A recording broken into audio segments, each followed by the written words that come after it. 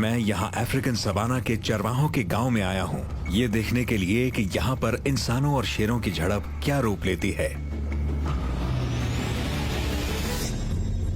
जब शेर किसी बड़ी आबादी वाले इलाके में आते हैं तो अक्सर छिपे छिपे रहते हैं। ऐसे में ज्यादातर रात में निकलने वाले इस जानवर को देख पाना थोड़ा मुश्किल है। उनका पता आमतौर पर उनके पैरों के निशानों से लगता है। मैं अपने दोस्त और मास्टर ट्रैकर लिवी के साथ अपनी जांच शुरू कर चुका हूं। आसपास के पानी के ठिकानों पर जाकर शेरों के पैरों के निशान तलाश रहा हूं। लिवी आओ, यहां पैरों के निशान ढूंढते हैं। ठीक है। पानी के ठिकाने के पास आकर मेरा ध्यान अचानक किसी उड़ती हुई चीज पर गया। वहां आसमान में कुछ गिद्ध दिखाई दे रहे हैं। गांव यहां से ज्यादा दूर तो नहीं है। न जाने क्या मरा है। लिवी और मैं यहाँ पैरों के निशान ढूंढेंगे, अपना ध्यान जमीन की ओर रखेंगे और अंदाजा लगाएंगे कि आगे झाड़ियों में क्या हो सकता है। गिद्ध आमतौर पर इलाके में किसी शिकारी जानवर के होने का संकेत देते हैं। हम जानना चाहते हैं कि ये गिद्ध आसमान में क्यों उड़ रहे हैं, तो हम तहकीकात करने झाड़ियों की तरफ गए। वहां पेड़ पर एक गिद्ध बैठा है। आसपास कई पेड़ों पर गिद्ध हैं, लेकिन यहाँ आसपास कोई पैरों के निशान नहीं है। तुम्हें कुछ दिख रहा है लिवी? नहीं है। लिवी को भी कोई निशान नहीं दिखा है।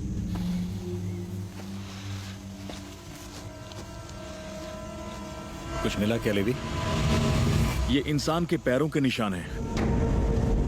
ये उसके पैर की एड़ी का निशान है। ये निशान आज का नहीं लगता, कल का लगता है। काफी सारे निशान उसके ऊपर भी बने हुए हैं। ये देखिए, ये इंसान के पैर का निशान है और एक छोटी सी बिल्ली इस पैर के निशान से गुजरती हुई वहां से यहां गई है। ज्यादातर छोटी बिल्लियां या नेवले जैसे जानवर रात को ही निकलते हैं, जिससे कहा जा सकता है कि ये निशान जो है ये कल बना था। हमें उम्मीद नहीं थी कि हमें मुख्य रास्ते पर इस तरह के निशान मिलेंगे। गिद्धों के पंख लिवी, ये गिद्ध की छाती का पर है। इनके पंखों की दो परतें होती हैं क्योंकि ये आसमान में बहुत ऊंचाई पर उड़ते हैं और ऊंचाई पर बहुत ठंड होती है। और ये जो छाती के छोटे छोटे पर होते हैं ये इन्हें गर्म रखते हैं। और अक्सर जब ये शिकार के लिए आपस में झगड़ते हैं तो यही पर सबसे पहले झड़ते हैं, जो झाड़ियों में अटक जाते हैं।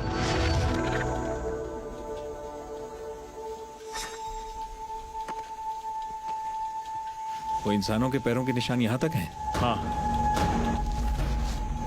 इंसानों के पैरों के निशान जहां खत्म हुए, उस पेड़ के नीचे जिस पर गिद्ध बैठे हैं, हमें मिली एक लाश, एक शेर की लाश।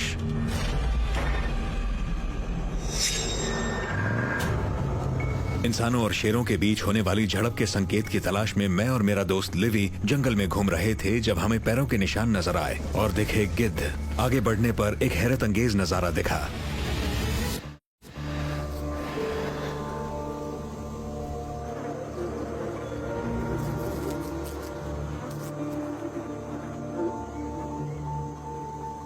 हमारे इस सफर का पहला शेर। उम्मीद नहीं थी कि इस हालत में मिलेगा और ये यहाँ कई दिनों से पड़ा है।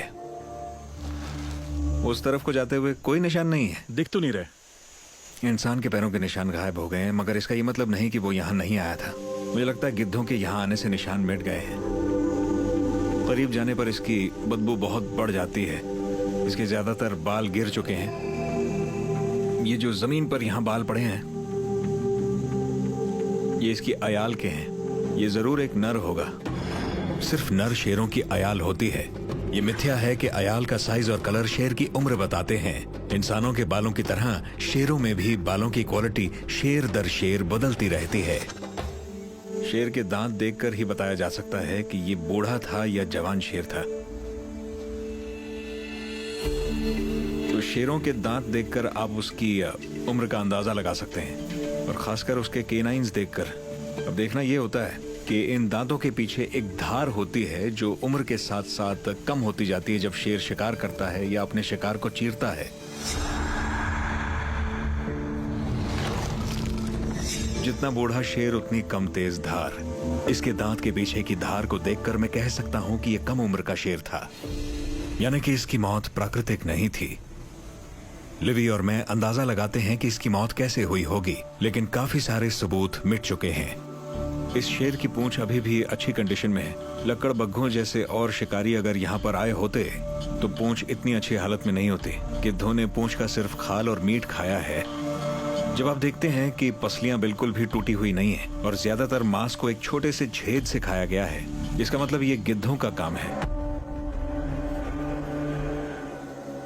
बदकिस्मती से इस मामले में ये जो गिद्ध हैं, जो जंगल की सफाई करते हैं, वो इस पर से सारे सबूत खा चुके हैं। कुछ कहा नहीं जा सकता कि इसकी मौत क्यों और कैसे हुई है।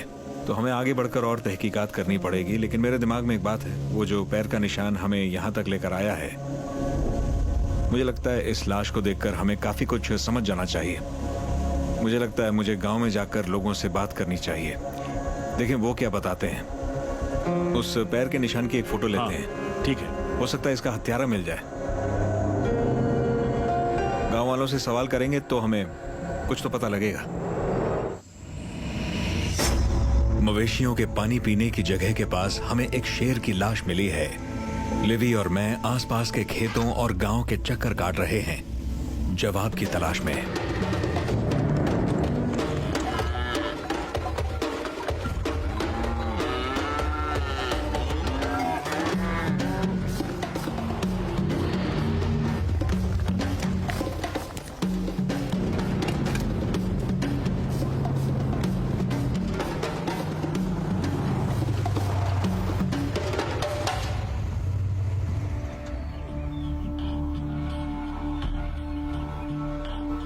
स्थानीय लोग हमसे कैमरे पे बात नहीं करना चाहते, खासकर एक मरे हुए शेर के बारे में।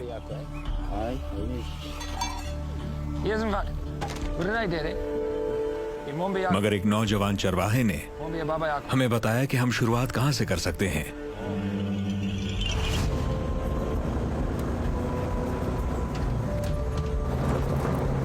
मुझे बताया गया है कि इन लोगों के एक बुजुर्ग हैं जो उस गांव में रहते हैं और ये जगह शेर की लाश मिलने की जगह से बहुत ज्यादा पास है। यहां से सीधे जाएंगे तो कुछ ही किलोमीटर पे लाश है।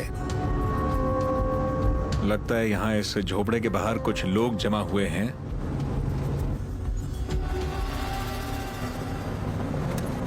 एक बुजुर्ग आदमी दिखाई दे रहा है मुझे। हाँ, ये वो इमा बीबी udah deh Right. gudu continue da kutara ni minya ये shumba apa सुनी तेरे Yeah, sutar jungo ta. संकोच के साथ वो हमसे बात करने के लिए राजी हो गए। ठीक है, ये चाहते हैं कि हम इनके साथ इनके पसंदीदा पेड़ के नीचे बैठें। ये बुजुर्ग बहुत तेज चलते हैं। ये uno fama ne speed Yeah. une ma gore mangan 82. 82 साल के हो गए हैं और ये रफ्तार। चिचा बहुत सॉलिड है। लाओ दो। हाँ बढ़िया, बहुत बढ़िया। so ma bibi ma wana shumba ka royo ne mu बैठने पर मैंने मुखिया से इलाके में शेरों की गतिविधि के बारे में पूछा। Sango buda kama dicha shanda huko. Kabuda wani kabura kabura. इनका कहना है कि शेर तो हैं पर उतने नहीं जितने इनके बचपन में हुआ करते थे। Yeah, pane shumba. Pakanda bari azigere kumbo buda.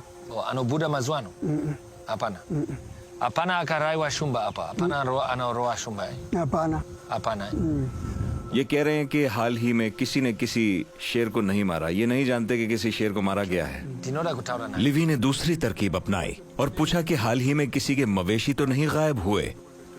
Ngombe बुजुर्ग ने बताया कि ऐसा अक्सर होता रहता है, बल्कि उन्होंने बताया कि उनके बेटे का हाल ही में एक गधा गायब हुआ है। yamtanga. उन्होंने एक बच्चे को भेजकर अपने बेटे को बुलवाया। Uloditse ganga mur. Dodu damtura ripala. kanjani dongi Dongi no wanda ko 200. अच्छा, 200। $200. ये कहते हैं कि एक गधे की कीमत $200 होती है और $200 जमा करने में बहुत वक्त लगता है। कुछ देर के बाद बुजुर्ग का बेटा आया। yo pasur fambere kudu ya kudu